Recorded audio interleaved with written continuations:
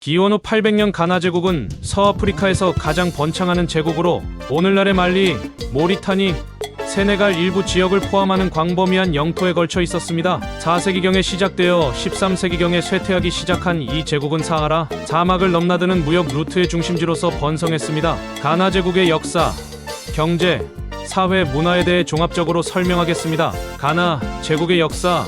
가나 제국의 역사적 배경을 이해하려면 그 시작과 초기 발전, 주요 사건들을 살펴봐야 합니다. 가나 제국의 기원은 구체적으로 밝혀진 바는 없지만 대략 4세기경부터 존재했던 것으로 추정됩니다. 초기 기원. 가나 제국의 초기 형태는 여러 소규모 부족들이 모여 형성한 연합체였습니다. 이들 중 소누케족이라는 집단이 특히 중요한 역할을 했습니다. 소누케족은 서아프리카 지역의 교역 루트를 통제하며 점차 강력한 경제력과 군사력을 구축했습니다. 이들은 금과 소금을 교역하는 데 탁월한 능력을 발휘했으며 이러한 무역은 제국의 경제적 기반을 다지는 데 결정적인 역할을 했습니다. 가나 제국은 점차 정치적으로 중앙집권화되어 갔습니다. 가나라는 칭호를 사용하는 왕이 최고 권력자로서 제국을 통치했으며 그 권력은 종종 신성하게 여겨졌습니다.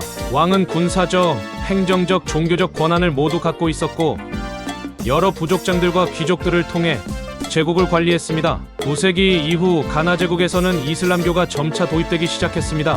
이슬람 상인들의 영향력 증대로 많은 사람들이 이슬람교를 받아들였고 이는 교육, 법률, 예술 분야에 큰 영향을 미쳤습니다. 아랍어가 학문과 행정의 언어로 사용되기 시작했고 이슬람 문화가 제국 내에서 점차적으로 확산되었습니다. 이러한 역사적 배경은 가나 제국이 서아프리카에서 중요한 경제적, 정치적, 문화적 역할을 하게 된 기반이 되었습니다. 가나 제국은 그 후 말리 제국과 송가이 제국에 의해 이어진 서아프리카의 강력한 제국 전통의 일부를 이루며 중세 아프리카 역사에서 중요한 위치를 차지하게 됩니다. 경제적 기반. 가나 제국은 사하라 사막을 통과하는 교역 루트의 중심지로서 중요한 역할을 했습니다. 이 교역 루트는 북아프리카의 이슬람 상인들과 서아프리카의 자원을 연결하는 중요한 통로였습니다. 가나 제국은 금과 소금 무역을 통해 큰 부를 축적했으며 이는 제국의 군사적 강화와 정치적 안정을 뒷받침했습니다. 가나 제국의 경제적 기반은 주로 금과 소금 무역에 의존했습니다. 이 두 가지 자원은 제국의 부와 힘의 원천이었고 서아프리카와 다른 세계의 여러 지역과의 무역 관계를 강화하는 데 중요한 역할을 했습니다. 금. 가나 제국은 오늘날의 말리 남부와 부르키나파소 지역에서 풍부하게 산출되는 금광을 중심으로 번성했습니다. 이 지역은 와강고 골드 필드라고도 알려져 있으며 중세 기간 동안 아프리카에서 가장 풍부한 금 생산 지역 중 하나였습니다. 금은 귀중한 수출품으로 유럽, 북아프리카, 중동 지역과의 무역에 크게 기여했습니다. 이로 인해 가나 제국은 막대한 부를 축적할 수 있었고 경제적으로도 강대국으로 자리매김할 수 있었습니다. 소금.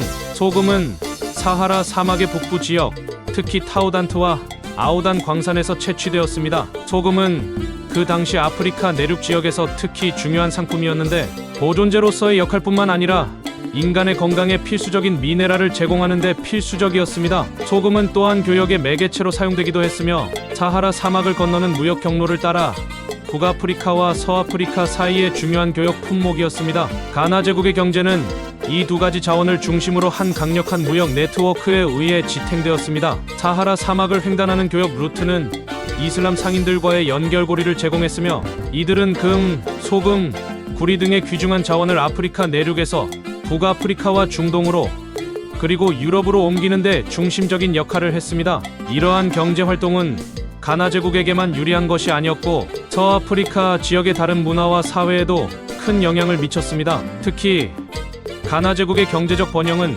정치적 안정성과 국가적 성장을 촉진하는 데 기여했으며 이는 나중에 말리 제국과 송가이 제국 같은 후속 제국들의 발전에도 영향을 미쳤습니다. 가나 제국의 이러한 경제적 기반이 제국을 서아프리카의 초기 경제적 및 군사적 강국으로 만드는 데 중요한 역할을 했습니다. 가나 제국의 사회 및 정치 구조. 가나 제국의 사회 및 정치 구조는 중앙집권적이고 계층적인 체계를 기반으로 했으며 왕과 귀족 계급이 주요 권력을 행사했습니다. 이 구조는 제국의 안정과 확장에 중요한 역할을 했습니다. 왕권 중심의 정치 체계. 가나 제국의 정치 체계는 가나라고 불리는 왕에 의해 지배되었습니다. 가나는 단순한 군주가 아니라 반신반인적인 존재로 여겨졌으며 정치적, 군사적, 종교적 권위를 모두 갖고 있었습니다. 이러한 왕의 권위는 신성시되었고 왕은 대중 앞에 거의 나타나지 않으며 신비로움을 유지했습니다. 왕을 보좌하는 행정체계는 복잡했으며 고위 귀족들과 부족장들이 포함된 권력 구조를 갖추고 있었습니다. 이들은 각기 자신의 영토를 관리하며 왕에게 충성을 맹세하고 세금을 징수하는 역할을 수행했습니다. 이러한 행정 시스템은 제국 전체의 통치를 가능하게 했으며 중앙 집권적인 권력과 지방의 자치를 동시에 유지했습니다. 군사 조직. 가나 제국의 군사 조직은 매우 조직적이었고 상시 병력을 유지했습니다. 제국의 안전과 교역 루트의 보호를 책임졌으며 왕은 직접 군대를 지휘했습니다. 제국의 군사력은 주변 부족들을 통제하고 경쟁적인 이웃 국가들과의 분쟁에서 제국을 보호하는 데 중요한 역할을 했습니다. 사회적 계급. 가나 제국의 사회는 명확한 계급 체계를 갖고 있었습니다. 최상위 계급은 왕과 그의 가족, 그리고 고위 귀족들이었습니다. 이들은 주로 행정과 군사에 관여했습니다. 중간 계급에는 상인들과 장인들이 포함되었으며 이들은 제국의 경제 활동과 교역에 중요한 역할을 했습니다. 최하위 계급은 농민과 노예로 주로 농업과 기타 노동 집약적인 작업을 담당했습니다. 문화와 종교. 가나 제국의 문화와 종교는 시간이 지남에 따라 다양한 변화를 겪었습니다. 초기에는 전통 아프리카 종교가 지배적이었지만 점차 이슬람교가 도입되어 국가의 공식 종교가 되었습니다. 이 변화는 상인들과의 교역, 학문적 교류를 통해 이루어졌으며 이슬람 문화와 종교가 가나 제국의 사회, 정치, 법률에 깊은 영향을 미쳤습니다. 전통 문화. 가나 제국의 초기 문화는 다양한 부족과 민족들의 전통이 혼합된 형태였습니다. 음악, 춤, 예술이 사회적 행사와 종교적 의식에서 중요한 역할을 했습니다. 이러한 전통 문화는 사회의 구성원들을 하나로 묶는 중요한 수단이었고 계절의 변화, 수확, 전쟁 등 다양한 사회적 사건들을 기념하는 데 사용되었습니다. 이슬람교의 도입. 9세기부터 이슬람 상인들이 사하라 사막을 넘어 가나 제국과 교역을 시작하면서 이슬람교가 점차적으로 소개되었습니다. 이슬람교는 초기에는 상류층과 상인 계급 사이에서 주로 퍼졌으며 이후 점차적으로 더 넓은 지역으로 확산되었습니다. 이슬람교의 도입은 교육, 법률, 행정에 큰 변화를 가져왔으며 아랍어가 학문과 행정의 언어로 사용되기 시작했습니다. 교육과 학문. 이슬람교의 도입으로 교육과 학문의 중심지로서의 역할이 강화되었습니다. 코란 학교와 마드라사가 설립되어 아랍어와 이슬람 법학, 철학, 수학, 천문학 등 다양한 학문이 교육되었습니다. 이러한 교육기관은 학문적 교류를 촉진하고 지식인 계층을 양성하는 데 중요한 역할을 했습니다. 예술과 건축.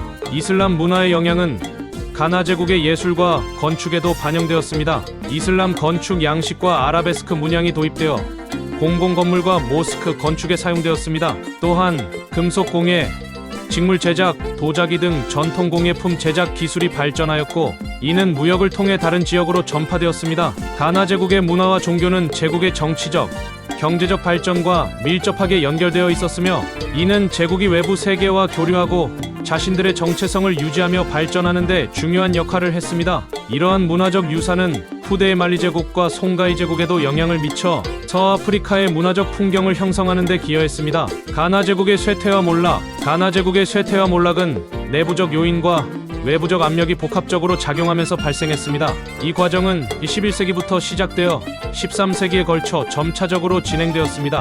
내부적 요인. 가나 제국의 후기에는 리더십이 약화되어 정치적 안정성이 저하되었습니다. 왕실의 내분과 리더십의 공백은 중앙 집권력을 약화시켜 제국의 통제력을 저하시켰습니다. 또한 금광의 고갈미인 무역 루트의 경쟁 증가로 인해 경제력이 점차 약화되었습니다. 이로 인해 제국의 재정적 기반과 상업적 영향력이 줄어들었습니다. 경제적 어려움과 정치적 불안정은 사회 내부의 긴장을 고조시켰습니다. 다양한 부족과 민족 간의 갈등이 심화되었고 이는 중앙 정부의 통제력 약화로 이어졌습니다. 외부적 요인. 알모라비드의 침공. 11세기 말 북아프리카와 이베리아 반도를 지배하던 알모라비드 왕조가 가나 제국을 침공했습니다. 알모라비드는 이슬람 근본주의 운동의 일환으로 이슬람 법을 보다 엄격하게 시행하고자 제국 내에 개입했습니다. 이 침공은 단기적으로는 가나 제국의 구조를 뒤흔들었고 장기적으로는 경제와 행정에 큰 혼란을 초래했습니다. 경쟁. 제국의 부상. 가나 제국이 약화되는 동안 주변의 새로운 힘들이 부상했습니다. 특히 말리 제국의 등장은 가나 제국의 영향력을 크게 약화시켰습니다.